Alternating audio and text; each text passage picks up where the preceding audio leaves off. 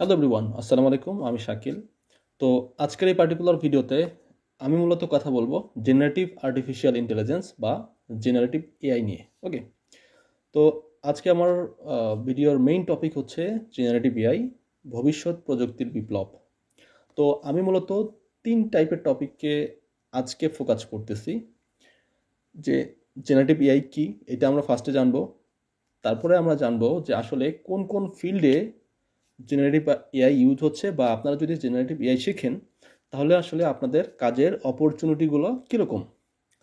And তারপরে আমরা কথা বলবো যে আসলে আপনি কিভাবে জেনারেটিভ এআই শিখতে পারেন, এবং আমরা রিসোর্স নিয়ে কথা বলবো। ওকে, তো সবার শুরুতে বলি জেনারেটিভ এআই কি, এটা নিয়ে যদি একটু কথা বলি। তো জেনারেটিভ এআই হইতেছে এমন একটা টেকনোলজি যা মূলত ডেটা থেকে সে লার্ন করে এবং সে নতুন কন্টেন্ট তৈরি করতে পারে। এটা মানুষের মতোই, যেমন ধরেন ইমেজ, ভিডিও, অডিও বা প্রোগ্রামিংয়ের কোডও লিখতে পারে। ওকে, তো জাস্ট আপনাকে হিউজ অ্যামাউন্টের ডেটা দিয়ে ওকে ট্রেন করাইতে হবে, এবং বেসড অন ডেটা ও আসলে নতুন কিছু তৈরি করতে পারবে। এটাই হচ্ছে জেনারেটিভ এআই। ওকে, তো এই generative AI day by day আসলে এতটা ফেমাস হচ্ছে যে যেটা চোখে পড়ার মতো। যেমন আপনারা হয়তো বা রিসেন্টলি কিছু উদাহরণ দেখতে পারেন, যেমন ধরেন ডালি, চ্যাট জিপিটি, তারপর হইতেছে এরকম আরও অনেক টাইপের মডেল আছে যেটা আমরা দেখতে পাই। তো খুব ভালো কম্পিটিশন চলতেছে এই ফিল্ডে, সো দ্যাট এখানে আসলে কাজের অপরচুনিটি আসলে অনেক বেশি। ওকে, তো আমরা যদি জেনারেটিভ এআই এর একটা স্পেসিফিক আরও মানে ভালো একটা এক্সাম্পল দিতে চাই, তাহলে ব্যাপারটা এরকম যে ধরেন আপনার কাছে অনেকগুলো ছবি আছে। তো আপনি এই সবগুলো ছবি দিয়ে যদি আপনি কোনো একটা এআই মডেলকে ট্রেন করেন, ট্রেন করার পরে সেই ছবি থেকে সে লার্ন করার পরে সে যদি নতুন একটা ছবি তৈরি করতে পারে, এটাই মূলত আসলে জেনারেটিভ এআই। যেমন ওপেন এআই এর আসলে অনেক মডেল আছে, যেমন জিপিটি, টেক্সট বেস, তো ডালি আছে, তো এরকম আসলে অসংখ্য মডেল আছে। ওকে, তো তাহলে এবার চলেন কিছু কোর কনসেপ্ট নিয়ে কথা বলা যাক, যেটা মূলত জেনারেটিভ এআই আসলে কাজে লাগে, বা জেনারেটিভ এআই শিখতে গেলে স্টেপ বাই স্টেপ আপনার কাজে লাগবে। সবার শুরুতে লাগবে হচ্ছে আপনার মেশিন লার্নিং, যেটা মূলত যে কোনো এআই মডেলের ভিত্তি। তারপরে লাগবে হচ্ছে আপনার ডিপ লার্নিং অ্যান্ড নিউরাল নেটওয়ার্কের কনসেপ্ট। তো যদি আপনি ডিপ লার্নিং বা নিউরাল নেটওয়ার্ক না বুঝেন তাহলে অবশ্যই আপনি জেনারেটিভ এআই বুঝবেন না, কারণ জেনারেটিভ এআই আসলে নিউরাল নেটওয়ার্কের একটা hybrid field. Okay, so that আপনাকে স্টেপ বাই স্টেপ লার্ন করতে হবে, স্ট্যাটিস্টিক্যাল মেশিন লার্নিং, দেন ডিপ লার্নিং, দেন আপনাকে জেনারেটিভ মডেলগুলো শিখতে হবে। ওকে, তো স্পেশালি আমরা যে ধরনের জেনারেটিভ মডেল নিয়ে কাজ করি তার মধ্যে দুইটা আমরা অ্যালগরিদমের নাম বলতে পারি, যেটা আসলে খুবই ফেমাস, এবং এই দুইটা আপনাকে শিখতেই হবে। একটা হচ্ছে জেনারেটিভ অ্যাডভার্সারিয়াল নেটওয়ার্ক বা জ্ঞান, আরেকটা হচ্ছে ভেরিয়েশনাল অটো এনকোডার বা ভিএই। ওকে, অ্যান্ড এর সাথে আরেকটা টপিক খুব ভালোভাবে শিখতে হবে, সেটা হচ্ছে ট্রান্সফর্মার। ওকে, তো আমরা জেনারেটিভ এআই আসলে কোথায় ব্যবহার হইতেছে বা এর কাজের আসলে ক্ষেত্রগুলো কি কি, এই বিষয়গুলো নিয়ে যদি একটু ডিটেলসে আলোচনা করি তাহলে আপনারা হয়তো বুঝতে পারবেন যে যদি আপনি জেনারেটিভ এআই শিখেন তাহলে কোন কোন ফিল্ডে আপনি কাজ করতে পারবেন বা কোন ধরনের জবের জন্য আপনি এলিজেবল। তো আমরা যদি স্পেসিফিক করে কিছু টপিক বলি বা কিছু ফিল্ডের কথা বলি বা ডোমেইন বলি, তাহলে সবার শুরুতে আসতেছে হচ্ছে টেক্সট জেনারেশন। ওকে, যেমন বিভিন্ন ধরনের আর্টিকেল লেখা বা অটোমেটিক ইমেইল জেনারেট করা বা কোড লেখা, এই যে টেক্সট জেনারেট করা, এই কাজগুলো কিন্তু ইজিলি আমরা দেখতেছি আমাদের চোখের সামনে হচ্ছে। যেমন চ্যাট জিপিটি এই কাজটা করতেছে, বার্ড করতেছে। তো এরকম আরও অসংখ্য মডেল আছে যেগুলো এই কাজগুলো করতেছে। তো এই ধরনের আপনার যদি কোনো একটা বিজনেস প্ল্যান থাকে সেখানেও আপনি এটা ইমপ্লিমেন্ট করতে পারেন, বা এই ধরনের এলএলএম বেসড অনেক বিজনেস তৈরি হইতেছে, বা এসএলএম মানে স্মল ল্যাঙ্গুয়েজ মডেল বেসড। যেমন আপনার একটা ছোট কোম্পানি আছে, তো এই ছোট কোম্পানিতে আপনি একটা স্মল ল্যাঙ্গুয়েজ মডেল তৈরি করছেন, যে ছোট কোম্পানির যে স্পেসিফিক প্রোডাক্ট বা স্পেসিফিক কিছু ছোট ডাটা সেটের উপর বেস করে সে ট্রেনিং হয়েছে, সে কাস্টমারের সাথে কথা বলতে পারতেছে, মানে সে অটোমেটিক রিপ্লাই করতে পারতেছে। ওকে, বা কনভারসেশন করতে পারতেছে, ইনফরমেশন দিতে পারতেছে। ওকে, তো এটা কিন্তু খুবই খুবই ভালো একটা ফিল্ড, যেটা মূলত বর্তমান সময়ে আসলে খুবই পপুলার হচ্ছে। ওকে, তারপর আপনি আর কি ফিল্ডে কাজ করতে পারবেন, আপনি করতে পারবেন ইমেজ জেনারেশন। ঠিক আছে, যেমন বর্তমান সময়ে দেখবেন ডালি, মিড জার্নি, এরা এরা কিন্তু অনেক ফেমাস। তো এর11 অনেক প্ল্যাটফর্ম তৈরি হইতেছে যারা শুধুমাত্র ফর্মাল ইমেজ তৈরি করে, বা আরও বিভিন্ন রকমের দেখবেন অটোমেটিক ইমেজ এডিট করা বা এরকম অনেক প্রজেক্ট আইডিয়া হইতে পারে যেখানে আপনি কাজ করতে পারেন। তারপরে হইতেছে অডিও বা মিউজিক, এই ফিল্ডেও কাজ করা যায়। এই ফিল্ডের অলরেডি যদিও অনেক ভালো ভালো মডেল আছে, তারপরেও আপনি কাজ করতে পারেন। এই ধরনের এক্সিস্টিং অনেক প্রজেক্ট আছে যেগুলোতে কাজ করার সুযোগ আছে। তো এরকম অডিও এবং মিউজিক ফিল্ডে যদি স্পেসিফিক কিছু আমি উদাহরণ দিতে চাই, তাহলে সবার আগে আসবে হচ্ছে ওপেন এআই এর জুকবক্স এবং অ্যাডোবি পডকাস্ট এআই। তো এগুলো আসলে খুবই ফেমাস। তারপরে আছে হচ্ছে ভিডিও প্রোডাকশনের ক্ষেত্রে Runway AI, DeepMind, dreamer, এগুলো সবই হইতেছে কি ভিডিও রিলেভেন্ট। তারপর আপনি যদি গেমিং বা ভার্চুয়াল রিয়েলিটির কথা চিন্তা করেন, সেক্ষেত্রেও আপনার কাজ করার সুযোগ আছে। তারপর হইতেছে মেডিকেল বা গবেষণা ফিল্ডে যদি আপনি কাজ করতে চান, তারপর সেখানেও সুযোগ আছে। তারপর কোড জেনারেশন, অলরেডি আমরা জানি কোপাইলট, কোপাইলট আমরা জানি অলরেডি, হয়তো আমরা ইউজ করছি, ট্যাব 9 ইউজ করছি। তো এগুলো কিন্তু কোড জেনারেট করতে পারে, ঠিক আছে? তো এগুলো সবই কিন্তু জেনারেটিভ এআই বেসড। তো আমি যে এক্সিস্টিং কাজের ফিল্ডগুলো বললাম, এর বাইরেও আসলে অনেক ফিল্ড আছে। বাট বর্তমান সময়ে আপনি যদি জবের পার্সপেক্টিভ চিন্তা করেন, তাহলে সব থেকে বেশি যেটা ফেমাস সেটা হচ্ছে যে লাইক মানে মার্কেটিং পারপাস, লাইক কাস্টমারের সাথে কমিউনিকেট করা, তারপর হইতেছে কন্টেন্ট জেনারেশন করা বা স্মল ল্যাঙ্গুয়েজ মডেল যেটাকে আর কি। তো এই ফিল্ডটা আসলে অনেক বেশি পপুলার হচ্ছে। তো আপনারা এই ফিল্ডে কাজ করতে পারেন, এদিকে জবের অপরচুনিটি আসলে অনেক বেশি। তো আমরা তো জেনারেটিভ এআই এর ক্ষেত্রগুলো দেখলাম বা প্রজেক্ট কি টাইপের করা যায় সেটা নিয়ে আমরা জানলাম। তো আমরা তাহলে এবার দেখব যে কিভাবে জেনারেটিভ এআই শেখা যায় বা জেনারেটিভ এআই শেখার জন্য আসলে আপনার কি শেখা লাগবে। ওকে, তো এইটা ডিটেলস যাওয়ার আগে আমি আপনাদের একটা ভালো রিসোর্স নিয়ে কথা বলি, আর সেটা হইলো আমাদের deep learning and generative AI এর কোর্স। এই কোর্সটা মূলত আমাদের 50 ঘন্টার কোর্স প্ল্যান, টোটাল 25টা লাইভ ক্লাস। তো যারা স্পেসিফিকলি শুধুমাত্র জেনারেটিভ এআইতে এক্সপার্ট হইতে চান বা ডিপ লার্নিংয়ে এক্সপার্ট হইতে চান, তাহলে আপনারা এই প্রজেক্ট বেসড কোর্সটা করতে পারেন। এই কোর্সটা শুধুমাত্র জেনারেটিভ এআইটাকে বেশি ভালোভাবে ফোকাস করা হয়েছে। আর আপনি যদি statistical machine learning plus deep learning এবং জেনারেটিভ এআই সব কিছু শিখতে চান বা ফুল প্যাকেজ আপনি কমপ্লিট করতে চান, তাহলে আপনি এই দুইটা কোর্স ফলো করতে পারেন। ওকে, তো জেনারেটিভ এআই শেখার জন্য আসলে কি লাগবে? তো জেনারেটিভ এআই শেখার জন্য আপনাকে মেশিন লার্নিং, ডিপ লার্নিং এবং জেনারেটিভ এআই বেসড কিছু মডেল শিখতে হবে। ওকে, তো এই যে মেশিন লার্নিং বা ডিপ লার্নিং মডেলগুলো ইমপ্লিমেন্ট করবেন আপনি তো কোনো না কোনো একটা ল্যাঙ্গুয়েজ দিয়ে আপনি ইমপ্লিমেন্ট করবেন, তাই না? এই জন্য আপনাকে পাইথন প্রোগ্রামিং ল্যাঙ্গুয়েজ শিখতে হবে। ওকে, তো পাইথন প্রোগ্রামিং ল্যাঙ্গুয়েজ আসলে মোস্ট পপুলার ল্যাঙ্গুয়েজ, যেটা মূলত খুবই ভালো specifically for machine learning and deep learning environment. And পাইথনের আসলে অনেক ফ্রেমওয়ার্ক আছে এবং অনেক লাইব্রেরি আছে যেগুলো আসলে ইউজ করা খুবই সহজ। সো আপনি পাইথন শিখবেন এবং পাইথনের কিছু স্পেসিফিক লাইব্রেরি আছে সেগুলো আপনাকে শিখতে হবে। তারপরে আপনাকে মেশিন লার্নিংয়ের আইডিয়া নিতে হবে, কারণ জেনারেটিভ এআই হচ্ছে একটু অ্যাডভান্স টার্ম। তো আপনি যদি স্টেপ বাই স্টেপ আগান, সেক্ষেত্রে আপনার জন্য শেখাটা ভালো হবে।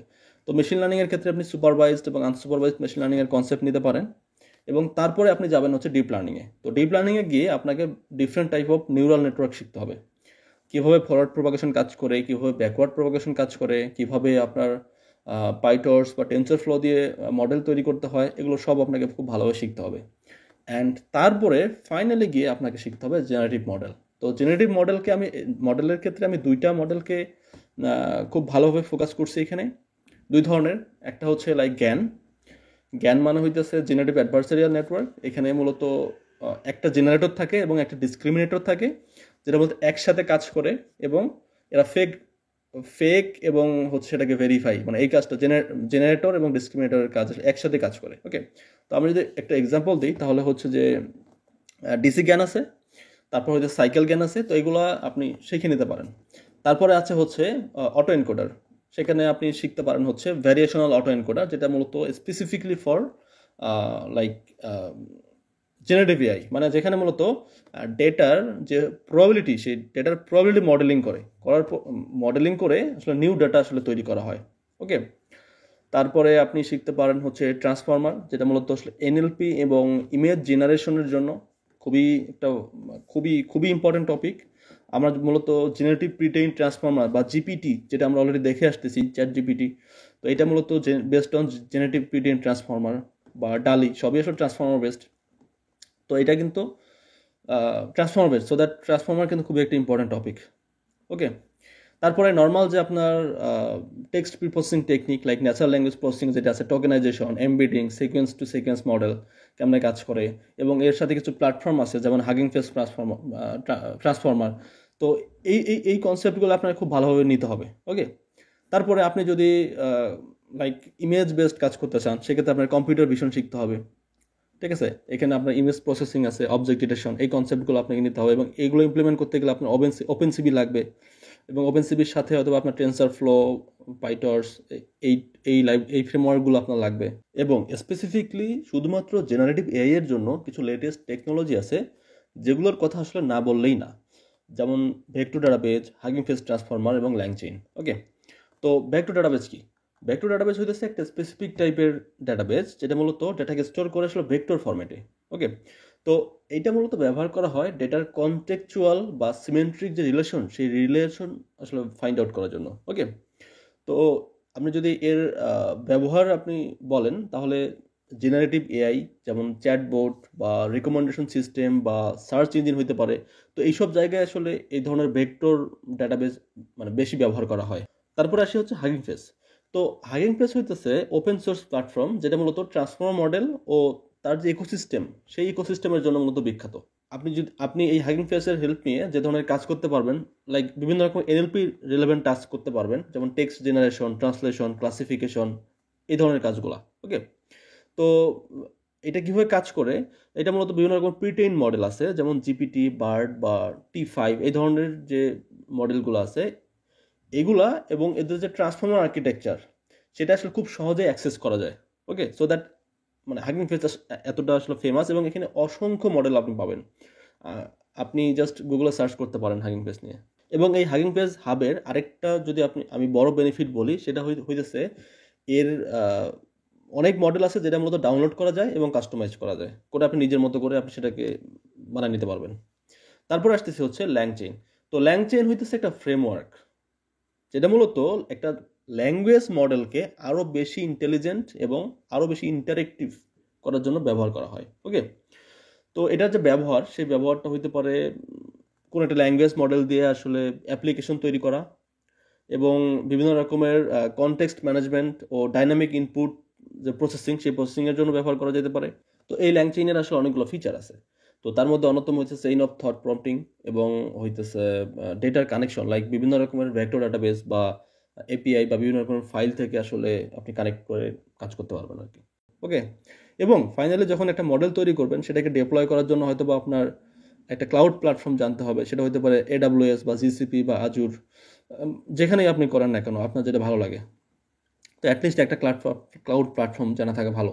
তো এগুলো হইতেছে মূলত জেনারেটিভ এআই বেসড, যদি আপনি খুব ভালো ক্যারিয়ার তৈরি করতে চান, তাহলে একটা কমপ্লিট প্যাকেজ। এগুলো ছাড়া আপনি আসলে খুব ভালো কিছু করতে পারবেন না, বা আপনি জবও পাবেন না। ওকে, তো আমি যদি ব্যাপারগুলোকে একটু সামারাইজ করি যে আসলে আপনি কিভাবে শিখবেন, তাহলে সবার শুরুতে আমি বলবো আপনি পাইথন শিখেন। পাইথন শেখার পরে আপনি পাইথনের যে বেসিক লাইব্রেরিগুলো আছে, নামপাই, পান্ডাস, ম্যাটপ্লটলিব কেমনে কাজ করে, এগুলো ভালোভাবে শিখেন। শেখার পরে তারপরে আপনার স্ট্যাটিস্টিক্যাল মেশিন লার্নিং অ্যালগোরিদম যেগুলো আছে, বেসিক অ্যালগোরিদমগুলো, এগুলো কীভাবে কাজ করে সেটা ভালোভাবে শিখেন।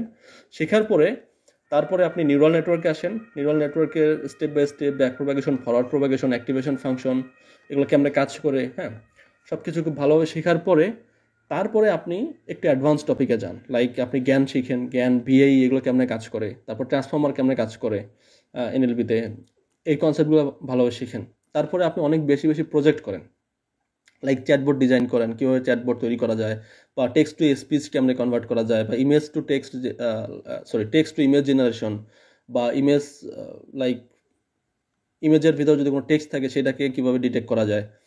তো এই যে কনসেপ্টগুলো আছে, এই কনসেপ্টগুলো যদি ক্লিয়ার থাকে এবং এর উপর বেস করে যদি আপনি কিছু প্রজেক্ট করতে পারেন, তাহলে আই বিলিভ যে আপনার ডিপ লার্নিং এবং জেনারেটিভ এআই এর কনসেপ্টগুলো খুব ভালোভাবে ক্লিয়ার হবে, এবং আপনি খুব তাড়াতাড়ি আপনি জবে ল্যান্ড করতে পারবেন। তো সবশেষে আমি একটা কথাই বলবো যে আপনি যেখান থেকে শিখেন, আপনি এই টপিকগুলো যদি শিখেন, তাহলে আপনি খুব ভালো কিছু করতে পারবেন। আমি বলছি না যে আমাদের এআই কোর্সগুলোই থেকে আপনাকে শিখতে হবে, আপনি যেখান থেকে আপনি শিখতেছেন আপনি শিখতে পারেন। বাট যদি আপনি অ্যাফোর্ড করতে পারেন, আমি ভিডিও ডেসক্রিপশনে কোর্সের লিঙ্কগুলো দিয়ে দিব, আপনি দেখতে পারেন। এবং এটা আপনাকে মনে রাখতে হবে যে জেনারেটিভ এআই কিন্তু বর্তমান সময়ে সব থেকে লেটেস্ট একটা টেকনোলজি।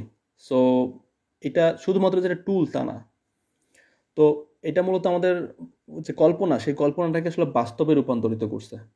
ঠিক আছে, সো যদি আপনি ডেটা, তারপর টেকনোলজি বা আপনার যদি কোনো সৃজনশীলতা, হ্যাঁ, এটাতে আগ্রহী হন, তাহলে অবশ্যই আপনার জেনারেটিভ এআই শেখা উচিত। ধন্যবাদ, ভালো থাকবেন, বেস্ট অফ লাক, আসসালামু আলাইকুম।